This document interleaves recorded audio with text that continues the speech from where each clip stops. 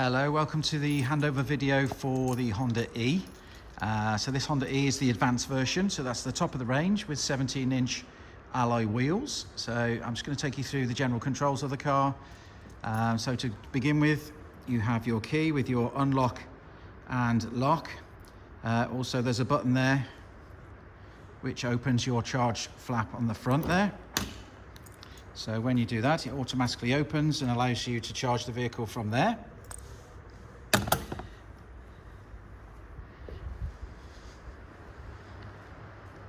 So as we approach the vehicle, the door handle is out, so that means the vehicle is unlocked.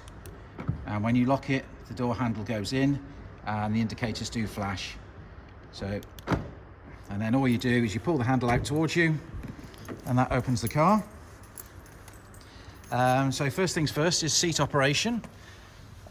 So you've got your bar there for backwards and forwards, and you've got height adjustment. And then the one at the back there is for the rake, so you can adjust the back of the seat there for you. So as we get into the car, the first thing you want to do is put your foot on the brake pedal and then press the power button to power the vehicle up. So Honda E is just a bank of screens all the way along, so we'll just wait for that to boot up. There we go, so the screens are coming on. So you've got your two screens over there. There we go, so you can have two different things on either side, but I will show you that in just a second. So right in front of you, so it's showing me that I've got a door open. I'm in park mode. Obviously miles per hour is just there. I've also got my battery range down in the corner there. And we've got the mileage down there in the bottom left. And you also get your miles per hour as you're driving along, so it lets you know what the speed limit is on that particular road.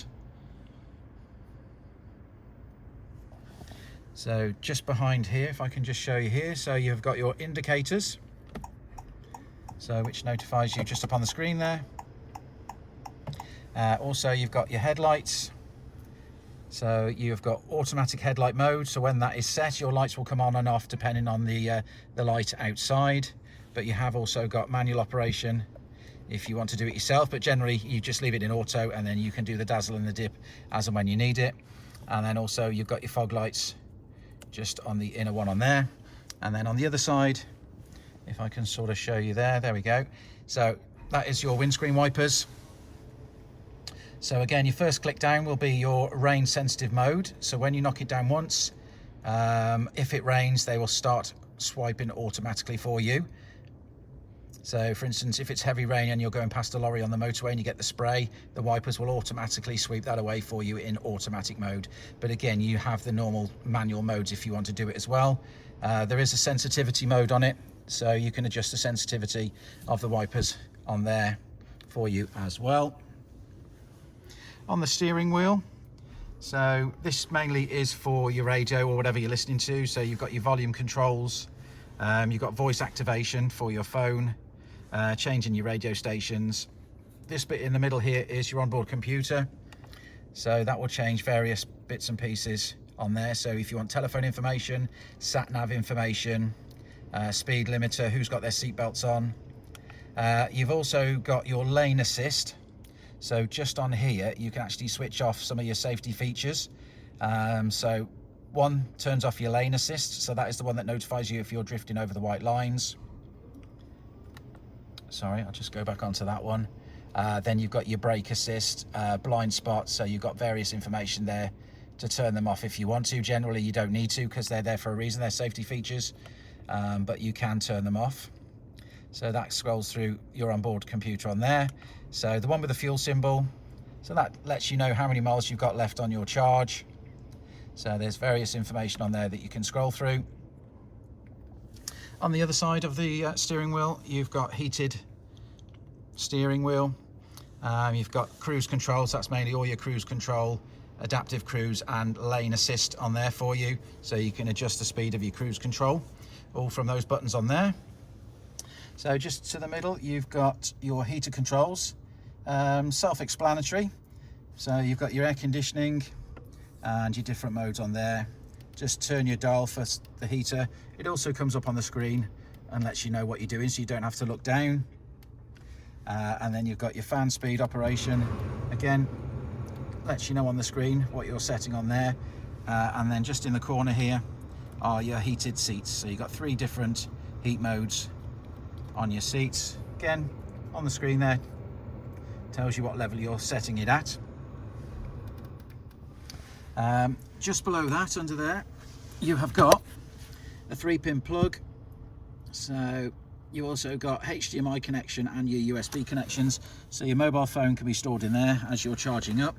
So your 3-pin plug, so you can plug games consoles in via the HDMI and the 3-pin plug. So you can obviously play your games up on there. Obviously not while you're driving. Just on here, so this is how you operate the vehicle. So you've got P for park, reverse.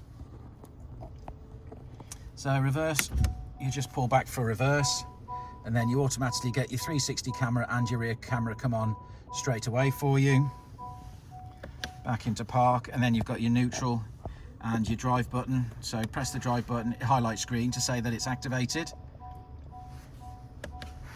And then just behind there is a little button with a foot on it. So that is called one pedal mode. So that will drive the vehicle using the accelerator only to accelerate and brake. So whenever you come off the accelerator, it uses the regenerative braking just by using the accelerator pedal as opposed to the brake pedal. Using that as much as you can does create you more battery, so you do get longer out of your battery charge. And then just behind there is the electronic handbrake. So release it by pushing down, activating it when the red light comes on, the handbrake is on. Brake hold, when brake hold is activated, whenever you become stationary, the car will put the handbrake on for you automatically. And then next to that is drive mode. So when you select your drive mode, you can go into sport mode or normal mode, just by activating that one for you. So going on to the screens on the front here, so this is basically where all your information is on both sides. So you can have 2 different things. You can have your sat nav one side and your radio tunes or whatever on the other side. So if the passenger wants to play about with the music, they can do. Otherwise, you have your satellite navigation. So again, just touch it, satellite navigation comes on there for you. You have EV menu, so that gives you all the information that you need on the particular car, your charging times and etc. on there for you, and you can open the charge lid from inside there as well. You have all your phone information, smartphone connection. If you click on all apps, that then brings you up a menu of everything that's available to you. Again, it's all touchscreen, so you can just go through all the various bits and pieces on there that you need. So I don't know whether you can see, but there is one called Aquarium. So we'll just let that load up in a second.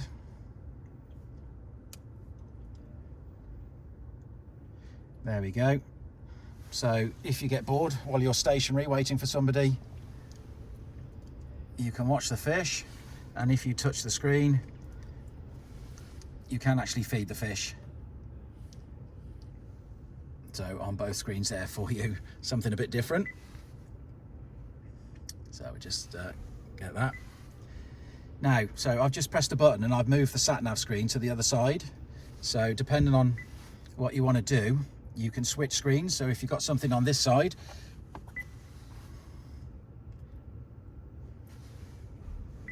and then those screens switch over.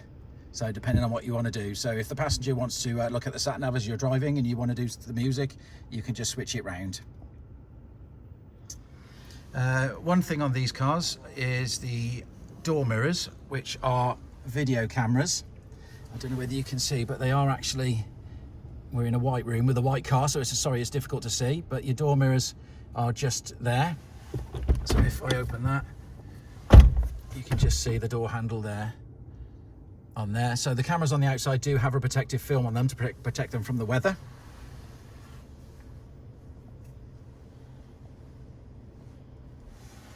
So I'll just show you in the rear of the car. So while we're here, I'll show you the door card. So on your door card here are your electric windows front and rear. You've got a button there that stops the rear windows from being activated. So if you've got children, they can't use the rear windows. Central locking button for the inside, and then those actually adjust your video cameras for your door mirrors. So just like normal door mirrors, you can adjust them like normal. Rear door handle, so push that in there and that will allow you into the back of the vehicle.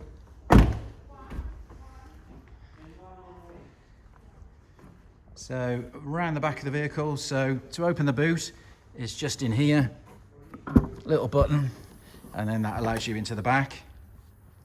And then just underneath your carpet is your storage for your charge cable and your tyre inflation kit. So that is all under there for you as well.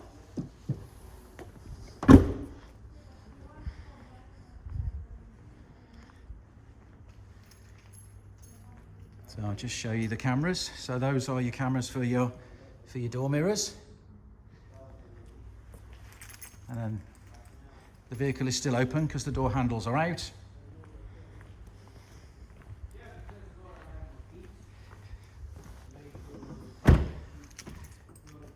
So then if we lock the vehicle, door handles pop in and the vehicle is locked for you.